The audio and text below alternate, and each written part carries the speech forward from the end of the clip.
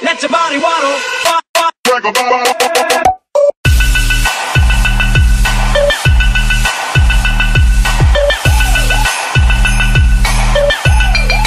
Body waddle. What is going on, Crimson City? My name is Crimson CBAD, and today I'm bringing you guys our full draft analysis for Season 2 of the Pokemon Global League. And before I even say anything, for all my fans who are here for GBA content, I will be returning for Season 5 of the Global Battle Association. Fear not.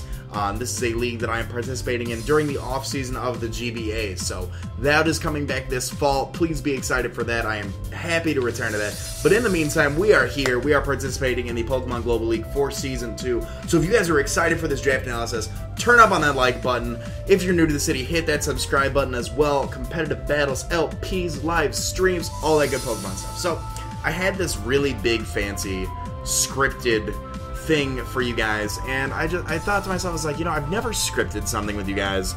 I'm not gonna do it now. I recorded it, I edited it, and I sounded it, and I listened to it, and it was just so, I don't know, it was phony. I didn't like it. I've never scripted it. It's always been off the cuff. You guys know how I am. So let me talk about the draft really quick as far as the rules go. So different from the GBA, let's see. Differentiating between the GBA draft and the PGL draft. With the PGL, what we ended up doing is that we drafted 12 Pokemon. There's going to be 8 coaches, links to the PGL Twitter, and all the coaches' Twitters and YouTubes will be in the description as always. Make sure you go check them out. Ton of great guys, and looking forward to competing against them this season. So we drafted 12 Mons each, and because I was the newest addition to the league, I got what's known as the wheel pick. And the wheel pick, for those of you who are not familiar with it, is that I would draft 8th overall in the first round, and then I would draft 9th overall in the second round. So I would get back-to-back picks. So it was really good, for me at least, to be able to pick up some very crucial Pokemon that I felt like. And plus, I could kind of see, you know, what people were drafting, and I could be like, all right, let's fit this. And I think we drafted a really solid team. As far as the draft rules go, so you were able to draft, all of their tiering will be on the Pokemon Global League website, as far as if you're thinking why certain things are in different tiers. That will be on the website. Again, link in the description. Check it out if you got any interest in it, if you're curious about what the other tiers were, stuff like that. But we drafted 1 Uber Pokemon, 1 Mega Pokemon, 3 A-Rank Pokemon, which are pretty much like OU, BL, and a few UU Mons are in there. 3 B-Rank Pokemon, which are primarily a bunch of UU Mons. 2 C ranks, which were RU, and then 2 D ranks, which is anything else. So NU, PU, NFE, LC, you name it, all that was left in the D ranks. There was a ton of choices there to pick up to help solidify some teams. And one of the first Pokemon I started with was Deoxys Defense. He was my first pick. And I'm nicknaming Deoxys Defense Gamagori because if you guys don't know, I'm secretly a weeaboo. Don't tell anybody, I'm actually not. I'm just a really big fan of some, like, very mainstream animes. And I looked at Deoxys Defense and I was like, this thing is just a monster. And he reminds me a lot of Ira Gamagori from Kill la Kill. And if you guys can't see why, insert picture here. There you go. So let's break down stats really quick. Base HP of 50, base 70 attack, base 160 defense, base special attack of 70, base 160 special defense, base speed of 90. It's got the pressure ability. It's definitely going to be putting the pressure on for our enemy teams. Bad jokes aside. The defense of 160 is absolutely ridiculous. It's tied for, like, 9th overall highest. It's not the 9th overall highest because other Mons have same base defenses, but it's tied for 9th overall highest defense in the game. And special defense, I believe, is tied for 3rd highest special defense overall. It's absolutely disgusting of a monster. It sets up so many hazards. Stealth Rock, Spikes, Toxic Spikes, gets access to moves like Substitute, Toxic, Recover, Cosmic Power, Psych Up, Psycho Shift, Counter, Miracle, like, you name it. This thing's an absolute wall. It's definitely one of the reasons I wanted to draft it. And pairing with that same wheel, I did pick up Mega Venusaur, also known as Bloodroot. For those who don't know what a Bloodroot is, it's a very lethal flower, and just like the lethal flower, Mega Venusaur is definitely going to be able to put the hurting on some of our enemy teams. Before Mega Evolving, Venusaur does have a base HP of 80, base attack of 82, base defense 83, base special attack of 100, a base special defense of 100 as well, and a base speed of 80 with either the Overgrow or Chlorophyll abilities. After Mega Evolving, its attack gets boosted up to 100, its defense gets boosted up to 123, its special attack gets boosted up to 122, special defense gets boosted to 120, and it has the Thick Fat ability. That definitely comes in crucial because Mega Venusaur has, with its typing, has 4 weaknesses to Psychic, Flying, Ice, and Fire. With the Thick Fat ability, it helps nerf those Ice and Fire weaknesses, leaving us really only vulnerable to Strong, Flying, and Psychic type moves, which are both easily wallable with Deoxys defense. It does gain a lot of physical moves. If we choose to run it as a physical mon, it gains access to moves like Knockoff, Power Whip, Seed Bomb, and then we could run it special offensive. We could run Sludge Bomb, Giga Drain, what is it? Frenzy Plant. I think it's physical. I think it's special. If not, either way. If we ran Frenzy Plant Mega Venusaur is absolutely disgusting. We could run it as a wall. We could run it as a setup. We could run Sub-SD Mega Venusaur. That would just be disgusting. So, that was our first wheel. And then moving on to our second wheel, we are going to have Jupiter the Raikou. Now, in Roman mythology, Jupiter is the god of lightning. In Greek mythology, he's known as Zeus. In Roman mythology, he's known as Jupiter. I like Roman mythology. I went with Jupiter. Fight me about it. Base HP of 90, base attack of 85, base defense of 75, base special attack of 115, base special defense of 100, and base speed of 115 as well. He is tied for for the fastest Pokemon on our team right now. With the Pressure ability, he does have the Volt Absorb hidden ability that is unreleased, so if it gets released this season, we got a Volt Absorb user. So let's talk about why I picked this. Fast electric type Pokemon are definitely crucial in this format, provided that the enemy team doesn't have a ground type, and that it doesn't have a Volt Absorb user. You're free to Volt Switch all over the enemy team and just keep gaining Switch initiative, gaining that momentum on the enemy team, which definitely puts the pressure on, because even though you might be in a lesser place as far as how controlled the game you are, if you can put on some pressure with Volt Switching, it kind of gets in their head a little bit. They're like, oh, I thought I was in control, but he Volt Switched on me. What's he going to go out into? Did I make the right play? So it puts the pressure on mentally for them as well. It has a lot of bulk behind it, with a base HP of 90 and a base special defense of 100. Toss an Assault Vest on that thing, and it is good to go. Good to go. Gains a couple coverage moves that I enjoy: Extrasensory, Aura Sphere, Shadow Ball. It gains priority in extreme speed. Obviously, that hard-hitting stab electric typing does give us access to moves like Thunder, Thunderbolt, Discharge, Volt Switch, and yeah, that's why I picked Jupiter. Jupiter's definitely gonna put in some work for us, and then paired in with that wheel is gonna be Altaria, a Cumulonimbus the Altaria. Now, a lot of people, if you don't follow me on Twitter, a lot of people were very skeptical about this pick, and let's talk. Let's have a hard time really quick. Was it the best pick? No. Do I feel like it's going to add well to our team? Yes. Here's why. Very bulky. It's got a special defense of 105. It does have a base defense of 90. Not the highest on our team, but not the worst on our team. Attack and special attack are both base 70. Base speed of 80. It's got the natural cure ability. So here's what we can do. We can run a bulky wall. We can have the natural cure ability. We can switch in on a toxic, switch back out, switch in, switch around. But continually, if we can predict a status move, we can pick that up, switch out, natural cure, fix it. Here's another thing. If you don't watch a lot of competitive, there has been an uprising in the use of weather teams recently. Hail, sand, rain, and sun teams. Excuse me while I drink this water.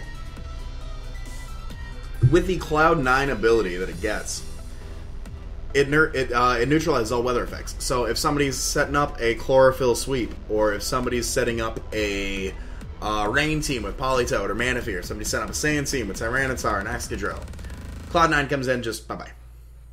Does it nerf the setup? No. Does it help us out? Definitely. Yes, it does. So, our third overall wheel, this is where we're finishing off our last A-Rank. Our last A-Rank draft was going to be Conkeldurr, a.k.a. CT Fletcher. Now, look at this Pokemon, and look at this man. Tell me if you want to meet either of them in a dark alley, or if you want either of them to punch you in the face. The answer to both of those is no. He's got a base HP of 105, highest HP stat on the team, coincidentally, as well as the highest attack stat on the team, being base 140. Has a base defense of 95, special attacks 55. Nobody runs special Conkeldurr, so it doesn't matter. Base special defense is 65, base speed 45. So, looking at these stats for our team, he is tied for the second slowest mon on our team. No, he actually is the second slowest mon on our team. The other two we'll talk about later. He's got a couple abilities. He's got, I don't really like running Sheer Force Conkeldurr. It is a thing, but it's not. No, it's not okay. Iron Fist ability. Iron Fist boosts any punch type moves, except for Sucker Punch, by 30%. Mach Punch, Fire Punch, Thunder Punch, Ice Punch, Drain Punch. And then we also have Guts. Let's talk about a Guts Conkeldurr really quick. We switch in, catch a Burn. We switch in, catch a Toxic. We switch in, catch a Thunder Wave. Our attack stat now is just disgusting. It is disgusting. And so we've got the coverage moves. Between all the elemental punches, we've got a really hard-hitting stab that's resisted by only a few typings, immune by one. And then we also have priority in Mach Punch. We can set up with bulk up. We can do a ton of stuff. I definitely wanted something that could hit hard physically because we do have a couple Pokemon so far that can hit both specially and, well, Raikou hits very specially. Mega Venusaur, I guess, runs both, but we had Raikou as one of our special attackers, and I saw Conkeldurr, and I was like, you know what, let's get this guy. So that finished off our A rank. Now we're diving into our B rank picks. The first pick that I made in the B rank, so it's going to be the second half of my third wheel, was Forretress, also known as Walnut. If you don't know why I called Forretress Walnut, then, I don't know, tab out and just listen, because here's a picture right here. Anyways, Walnut, base HP is 75, base HP of 90, actually not bad, base defense of 140, special attack 60, special defense 60, speed of 40, tied for the first slowest mount on our team. Now, he's got a good defense, he's got a fairly good attack actually, and then the defense is absolutely disgusting. Base 140, second highest defense on the team next to Gamagori. And you really need a good spinner. You need a good spinner in the competitive metagame, and here's why. Hazards are a real thing. Sticky Web, Toxic Spikes, Stealth Rocks. They're all a huge thing. Maybe even Leech Seed. If somebody manages to gain a Leech Seed on you, you can drop a Rapid Spin on them. Boom. Goodbye. We can be cheeky. We can run a custom Berry Explosion Fortress. Who knows? But it also has the ability to not only set hazards and get rid of hazards. It has access to all of the hazards except for Sticky Web. We also have access to Switch Initiative. Fortress can learn Volt Switch. I don't know how. I don't know why. I've never seen a Walnut switch out with Electricity. But it does have access to Volt Switch. And then its abilities. The Sturdy ability. It allows you to live one hit if you are on full HP. You can live up to 1 HP if it's going to be a 1-hit KO. So that's good. Another useful ability in Fortress is the Overcoat ability. I do not lose any HP. I don't lose HP to Sandstorm because I'm already Steel typing. But I don't lose any HP to Hail, provided there's a snowstorm outside. You know, if we're cold, we got the Overcoat. We also are not affected by any powder moves. Sleep Powder, Stun Spore, Poison Powder, Spore even. So if we can predict a good thing like that, Fortress can come in, kind of run a little shop on him, you know what I'm saying? It protects us. It's another switch in for moves like Spore, Stun Spore, Poison Powder, all that stuff. The other one being Mega Venusaur. So we waited probably like 14, 15 other picks, and then it came back to us. And with this last wheel, we were able to finish off our last two B ranks. One of my favorite Pokemon in the competitive format is Crocodile, aka the Instigator, because he instigates stuff. Anyways, base attack of 117, base speed of 92. Not the fastest mount on our team, but he's definitely is fast. Definitely hits hard. Has the second highest attack on our team next to Conkeldurr. It does have ability. It's got the Intimidate ability. Two useful abilities in my opinion: Intimidate and Moxie. Intimidate's definitely going to be able to force some switches if we run like a bulky Gator that sets up rocks. We can force a switch. We also have Moxie. For those of you who don't know what Moxie is, every time we knock out a Pokemon, our attack moves up one stage, so it gets increased by 50%. 50% of what the base is. So we'll be at 1.5 after the first kill, 2 after this next, 2.5, so on and on and on and on. Definitely makes it a good Pokemon. It gains access to, like I already said, Stealth Rocks. Gains some good coverage moves, Earthquake, Crunch, Pursuit, we can Pursue Trapmons, Stone Edge, a lot of good stuff. Definitely hits pretty hard, and paired with that in this draft, in this wheel actually, I should say, we also drafted Milotic, aka Hinata. Now, you know what you guys are thinking. This isn't the first time you've seen a Milotic with a Naruto reference as the nickname. Hear me out, hear me out. I was so impressed by Shady Penguin's usage with Milotic, not only in Season 4 of the GBA, but in Season 1 of the UCL. I felt compelled to. Honestly, I don't understand how it went this far and being left on the table. I mean, bulky water types are...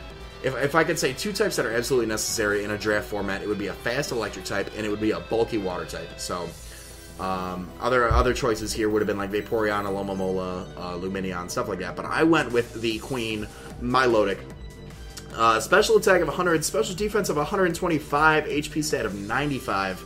It gains access to the abilities Marvel scale, so if we have any status ailments, our defense, I believe, is raised by 50%. Competitive, if anytime we take a stat drop, our special attack goes up by 2 stages, I believe.